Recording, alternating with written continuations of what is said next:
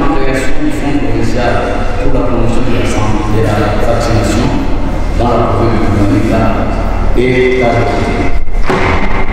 Les députés provinciaux du Tanganyika viennent de débuter avec la séance plénière ce mardi 19 octobre 2021 dans une session ordinaire de septembre de l'année en cours. Dirigée par le vice-président de l'Assemblée provinciale du Tanganyika, Kayembe Katempa Alexis, cette séance plénière concerne la deuxième lecture de l'édit. Ces exercices habituels qui les a réunis en séjour, c'est notamment l'adoption de l'ordre du jour, audition et adoption du rapport de la commission chargée de faire le toilettage des édits portant création du Fonds provincial pour la promotion de la santé et création de centres agricoles dans la province du Tanganyika, et enfin la nouvelle délibération de l'édit portant création du Fonds provincial pour la promotion de la santé dans la province du Tanganyika. Le rapporteur Cyril Kimpu Awel.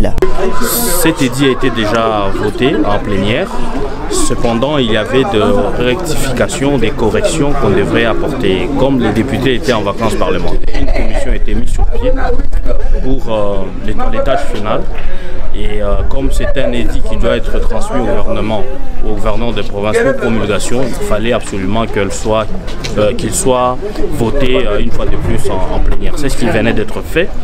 Mais au cours de la plénière d'aujourd'hui, il y a eu aussi une question d'information en rapport avec la grève des commerçants au niveau de la ville de Kalemi, ce qui paralyse l'économie de la ville. Et la plénière a jugé bon, l'auteur de la motion d'information a jugé bon de faire une question orale avec débat au gouvernement de province. Je crois qu'au courant de la semaine, il y aura un débat autour de ça. Pour rappel, la présidente de l'Assemblée provinciale du Tanganyika, Virginie Nkulunemba, a procédé depuis jeudi 30 septembre 2021 à Kalemi, dans la salle de la plénière, à l'ouverture des travaux de la session ordinaire de septembre de cet organe délibérant provincial. Elle a indiqué que les travaux de la dite session seront essentiellement axés sur l'examen de l'édit budgétaire 2022 que le gouvernement provincial du Tanganyika va déposer à cet organe, avant de préciser que les arrières de matière de la session ordinaire de mars dernier seront aussi débattus au cours de cette session.